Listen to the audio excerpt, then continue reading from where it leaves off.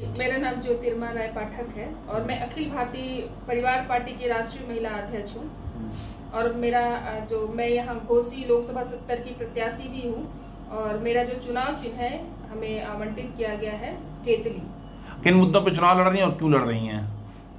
जी, हमारे पार्टी का जो एजेंडा है वो मैं पहले बताना चाहूँगी कि जो हमारी पार्टी बनी हुई है वो सबसे पहला है एजेंडा कि वो राजनीतिक सुधार चाहती है कि ये जो राजनीतिक भ्रष्टाचार है और राजनीतिक जो नेता हैं वो उसमें बहुत ज़्यादा गड़बड़ी है जिसकी वजह से बहुत सारी समस्याएं आती रहती हैं।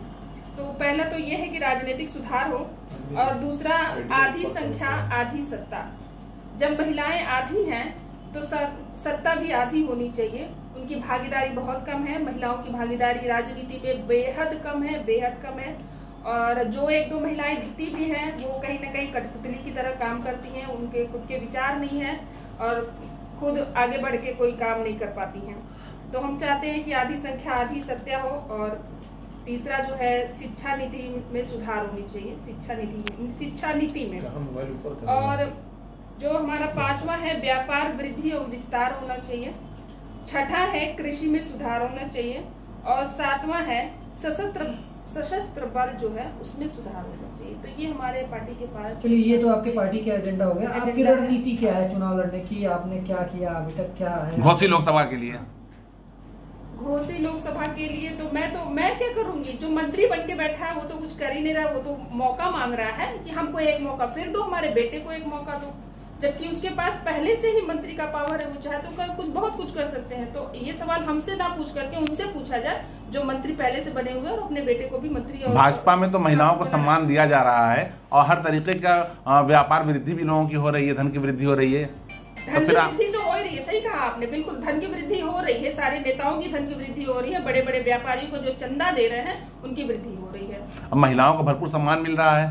नहीं, मुझे नहीं लगता है कि हर थाने में आप देखिए अलग से महिला के लिए हेल्प डेस्क बना दिया गया है। लेकिन कौन सी महिलाएं उसमें दिखती हैं? एक भी तो महिलाएं दिखती नहीं है। सिर्फ कॉर्नर बना के छोड़ देने से नहीं हो जाता है। महिला के लिए हेल्पलाइन नंबर अलग से बनाया गया। महिला पुलिस थाने में महिला पुलिस एसओ तमाम पोस्ट पर जो महिलाएं तैनात है। हाँ, सही कहा आपने, पोस्ट है। लेकिन वो जो महिला पुलिस है ना, वो भी किसी न किसी समस्याओं से परेशान है और वो परेशानियां क्या है वो मैं अच्छे से जानती हूँ। तो मैं ज्यादा कुछ नहीं कह सकती हूँ। वो महिला पुलिस सिर्फ बैठी, मतलब अब क्या मैं बोलूँ कि समस्याएं होती हैं और वहाँ पे जो महिलाएं जाती है ना, हमें लगता है कि उनके समाधान नहीं होता। घर के लोग भरेंगे, पैसा रहेगा तब तो भरेंगे।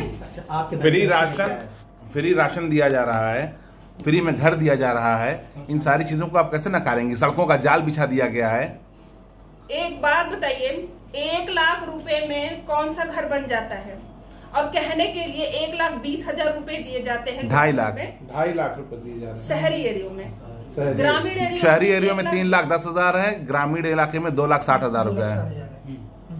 तो भी जो भी मिल रहा है, हमें अभी तक यही जानकारी थी कि 1,20,000 ग्रामीण एरियो में मिल रहा है, जिसमें से 20,000 रुपए उनको नहीं मिलता है, 1 लाख रुपए मिल जाते हैं। 1 लाख रुपए मैं आपको देती हूँ, आप घर बना के हमको दे दो। लेकिन सहयोग तो हो जाता है। सहयोग के लिए नहीं, वो घर बनाने के लिए देते हैं, सहयोग का नाम पे नहीं वो मिलता है पैसा। आप घर बनाने की बात करें, राशन की बात कर रही है। कांग्रेस पार्टी से पहले कर रही थी इंडिया गठबंधन की। जो लोग हैं राशन खा के मतलब भिखमंगे हो रहे हैं घर बैठे। हाथ फैलाने की आदत हो गई लोगों को काम की जगह। क्या कहेंगे? काम तो चाहिए ही चाहिए, लेकिन जो राशन मिल रहा है उस राशन से काम नहीं चलने वाला है। इसके साथ साथ वो रोजगार भी चाहिए। तो रोजगार की भी बातें कर लो ताकि राशन देने की जरूरत ना पड़े। इंडिया गठबंधन और गठबंधन दोनों में आपस में टकराव कर रहे हैं, जुबानी जंग लड़ रहे हैं। क्या देखती हैं इसको, कैसे देखती हैं आप? ये लोग आपस में लड़ते रहे, हम लोग बाजी मार जाएंगे।